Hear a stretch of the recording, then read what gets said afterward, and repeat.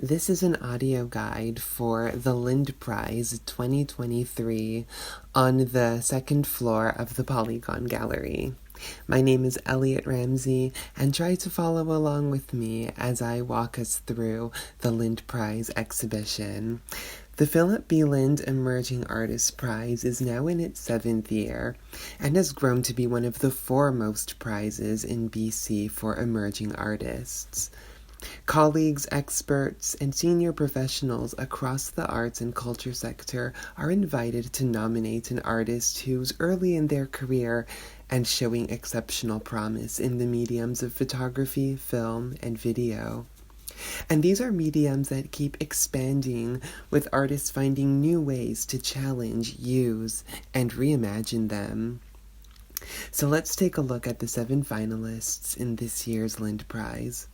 We'll move through the gallery from left to right or north to south, addressing the work of each artist in turn. We begin with Simranpreet Anand. Her works in this exhibition have a strong fabric component.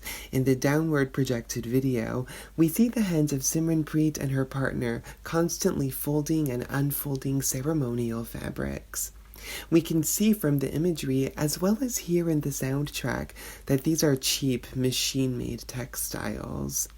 Her work considers the mass production of cultural goods, especially in relation to the legacies of British imperialism in India, when demand for Indian consumer goods was rising among the white middle class.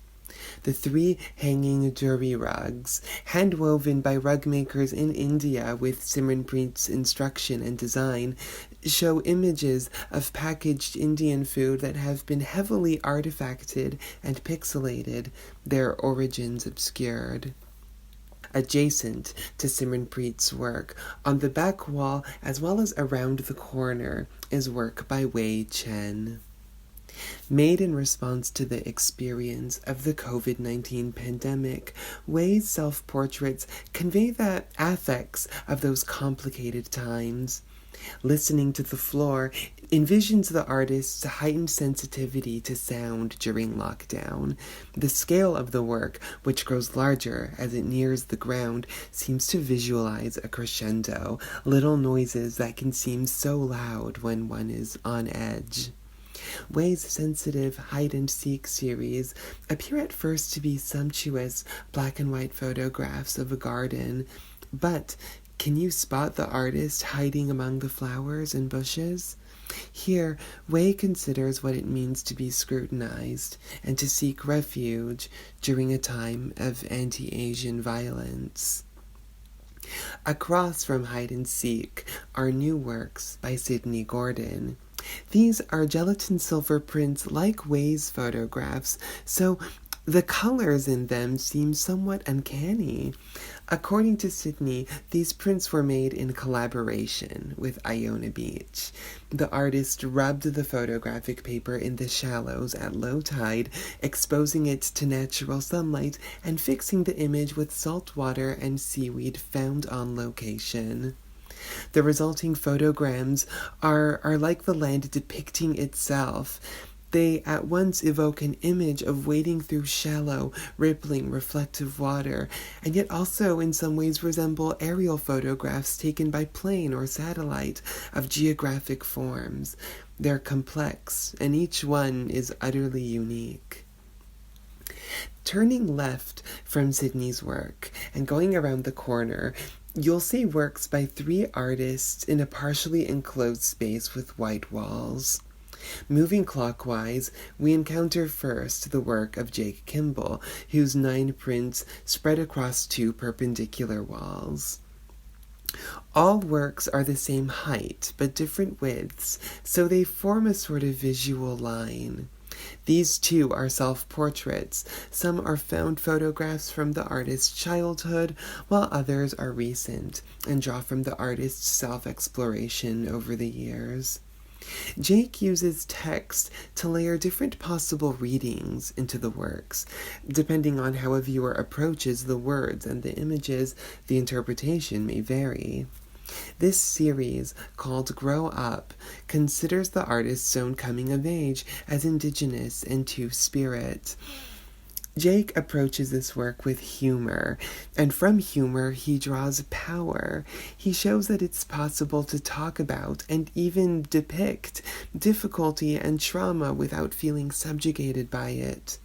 It's a lesson he hopes that viewers can apply in their own lives. Over from Jake's series is another line of prints, this one comprising a single work by Natasha Cathedralis. What at first appears to be an abstract image printed on lustrous aluminum panel reveals itself to be figural. Look closely.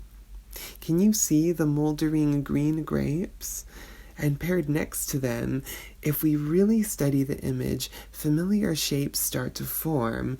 Eventually, you might see a white car covered in splashy decals, its hood covered with shattered bits of windshield or rear window. But is that really what we're seeing? The flatness of the image makes it hard to tell, and this flattening effect of photography is exactly what Natasha is drawing out and exaggerating. How the medium of photography has a complicated relationship with the reality it's meant to represent. Now on the next wall, over from Natasha's, is a series of monitors that show moving images. And rather than exposing the limitations of the camera, Secwepemc artist Aaron Leon expands on what the camera can see, using color to capture a vitalism and animation in the landscape. Shot in the Okanagan, on Aaron's home territories, these videos make use of additive color theory. Red, yellow, and blue filters interact to cause static elements in the image to appear more or less natural in tone, whereas the moving elements, roving shadows, changing light, rippling water, stirrings of wind, these are all marked with an iridescent luster.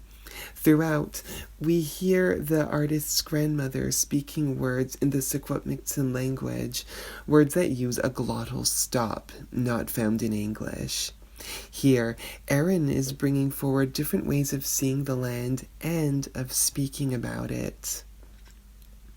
The final artist in the exhibition is in the room with dark blue walls. This is the work of Katayun Yusuf Biglu, and it draws from sources as eclectic as YouTube influencer videos and Zoroastrian rituals.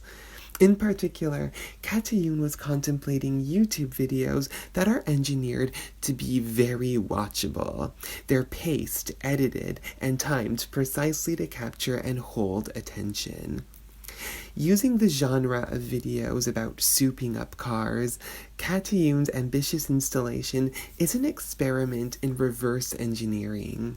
Here, she picks apart the YouTube video structure, rendering it in dissected, three-dimensional objects evocative of car parts. A cohesive sense of time is lost and fragmented, and freed from this attention-conscripting power of the viral video, we are left to roam and to analyze. Katayun draws a parallel between online videos and the evil eye, spells that are inflicted by a watching gaze. References to protective counter-rituals occur throughout her work as she seeks to lift this curse of perception. Now, through the glass doors at the end of the gallery is a reading room. Here, each of the 7 artists has brought forward a book that's been instrumental to their work. Peruse at your leisure and take a peek behind the curtain at what's been inspiring the finalists for this year's prize.